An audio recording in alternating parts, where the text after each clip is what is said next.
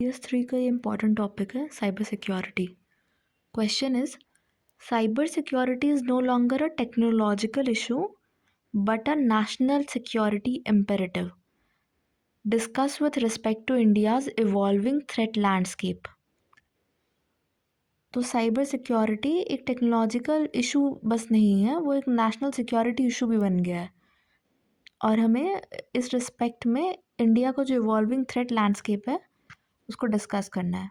तो इसमें पहले हम ये पॉइंट दे के इस्टेब्लिश करेंगे इस फैक्ट को कि वो नेशनल सिक्योरिटी इम्पेरेटिव कैसे बना है, और इंडिया का इवॉल्विंग थ्रेट लैंडस्केप में दिखाना स्टार्ट करेंगे कि डिजिटल इकोनॉमी कैसे स्ट्रांग है और इंडिया का डिजिटाइजेशन का जर्नी कैसे रहा है, और उसके साथ ही कैसे साइबर क्राइम्स भी इवॉल्व किया है। ओके, चलो फिर आंसर देखते हैं। इंट्रोडक्शन में है कि India cyber crime landscape mirrors India's digital transformation. With more than 1,000 million internet subscribers and around 86% household having telecom services, India has digitally transformed. तो ये दिखा रहे हैं हम कि जो साइबर क्राइम का लैंडस्केप है वो इंडिया के डिजिटल ट्रांसफॉर्मेशन के साथ है, वो उसको मिरर कर रहा है। अभी इंटरनेट सब्सक्राइबर पीआईबी का डाटा है कि अराउंड 1,000 मिलियन है, और पीएससी रिपोर्ट, ये पार्लियामेंट्री स्टैंडिंग कमेटी रिपोर्ट का डेटा है कि टेलीकॉम सर्विसेज इंडिया में अराउंड 86% हाउस होल्ड्स में है। तो ये हम बता रहे हैं कि इंडिया डिजिटली ट्रांसफॉर्म कर गया। अब हम ये एक एनसीआरपी का डाटा दे रहे हैं कि 2019 टू 24 में अराउंड 54 लाख कंप्लेंट्स हुए हैं साइबर क्राइम्स के। तो ये बता रहा है कि but with around 54 lakh complaints in 2019-24, cyber crimes has also increased by leaps and bounds. ठीक है, हमने बहुत सही introduction, data load and introduction एक दे दिया। अब हम देख रहे हैं कि इंडिया का इवॉल्विंग थ्रेट लैंडस्केप, ये जो क्वेश्चन का डिमांड था उसको डायरेक्टली एड्रेस कर रहे हैं कि इंडिया का इवॉल्विंग थ्रेट लैंडस्केप क्या है। कि first point is cyber security has evolved as a technological issue when India was digitizing post internet boom of 2000s। तो 2000 के बूम के साथ ही जब इंडिया डिजिटाइज कर रहा था तो साइबर सिक्योरिटी इवॉल्व किया, उस टाइम इमर्ज हुआ। उस टाइम में जो मेथडोलॉजीज स्कैमर्स यूज़ कर रहे थे वो रूडिमेंट्री थे, आइसोलेटेड लो स्किल ऑपरेशंस थे, रिएक्टिव थे रादर दैन सिस्टमिक। जैसे एग्जांपल में है कि email frauds, online defamation, website defacement. But उसके बाद उसका एक्सपेंशन और डाइवर्सिफिकेशन देख रहे हैं जो कि 2010 के अराउंड हुआ, जहाँ डिजिटल लीप फ्रॉगिंग और जियोफिकेशन ऑफ सोसाइटी हुआ। जब ये स्लैशेस इन सिम और इंटरनेट प्राइसेस हो गया, जियो का जो रिवोल्यूशन टाइप आ गया, तो उसको जियोफिकेशन ऑफ सोसाइटी वर्ड यूज़ किए। इस टाइम में डिजिटल लीप फ्रॉगिंग हुआ। तो अब देखते साइबर क्राइम एक्सपैंड और डाइवर्सिफाई करके कैसे बन गया, तो वो मोर सिस्टमिक, ऑर्गेनाइज्ड, अडेप्टिव और ट्रांसनेशनल हो गया। ओके, अब थर्ड पॉइंट देखते हैं। ये अब consolidation and globalization of threats का टाइम है। ये 2020s स्पेशली कोविड-19 पैंडेमिक के बाद से अभी तक प्रेजेंट में। तो with collusions, rackets and nexus of cyber criminals in money laundering, organized crimes and terror financing, it has become a national security issue. Okay, अब हम ये फोर्थ पॉइंट देख रहे हैं, जो क्रिटिकल इंफॉर्मेशन इंफ्रास्ट्रक्चर्स है उस पर इंडिया में अटैक्स जो हुए हैं। तो कुछ दो एग्जांपल डाल दिया हमने कि एम्स सर्वर अटैक, एम्स में हेल्थ स्ट्रक्चर को हैक करने का ट्राई करने के लिए एम्स सर्वर अटैक, और एनर्जी ग्रिड भी टारगेट हमारा हुआ है काफ़ी बार।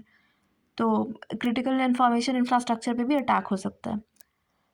फिर अब हम देख रहे हैं कि वल्नरेबिलिटी जो ग्रोइंग डिजिटल इकोनॉमी है उसको ये पोज कर रहा है। तो डिजिटल इकोनॉमी है कितना, तो around at present around 13% contribution इसका जीडीपी पे है, and economy and security can't be divorced. Six point is कि if the cybersecurity frame is not robust, it will not only derail ongoing digitization efforts by government but also social trust. तो जो ये government का digitisation efforts है, ये digital India mission या जो भी स्कीम्स और इनिशिएटिव्स ले जा रहे हैं इस कॉज के लिए, वो तो जाएगा ही, it will get derailed, but उसके साथ जो सोशल ट्रस्ट है वो भी जाएगा, क्योंकि डेटा प्राइवेसी, आइडेंटिटी थेफ्ट, ये सब के इशू अभी बहुत हैं। तो thus India needs to place cyber security in its national security framework.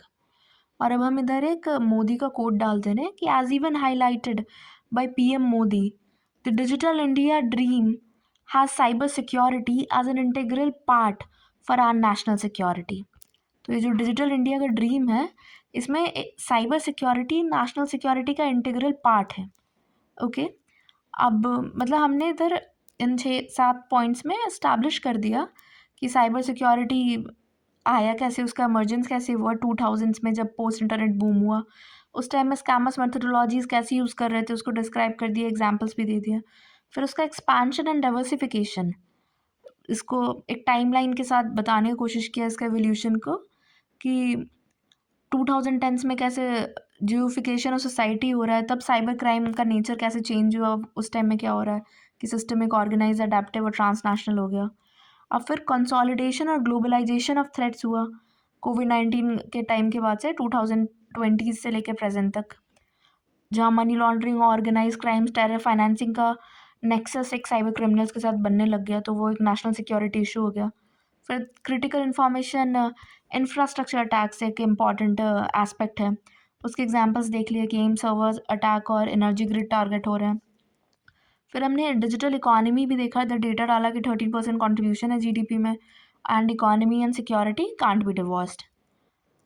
फिर साइबर सिक्योरिटी फ्रेमवर्क अगर रोबस्ट नहीं रहता है, डिजिटाइजेशन एफर्ट्स गवर्नमेंट का तो जाएगा ही, साथ साथ सोशल ट्रस्ट जो है, क्योंकि डेटा प्रिवेसी, आइडेंटिटी थेफ्ट, ये सब इतने इंपॉर्टेंट इश्यूज बने हुए हैं, डिजिटल नागरिक होना भी बहुत सही है, बहुत ज़रूरी है। फिर हमने मोदी का कोट देखा कि डिजिटल इंडिया ड्रीम के लिए कैसे साइबर सिक्योरिटी एक इंटीग्रल पार्ट है नेशनल सिक्योरिटी का।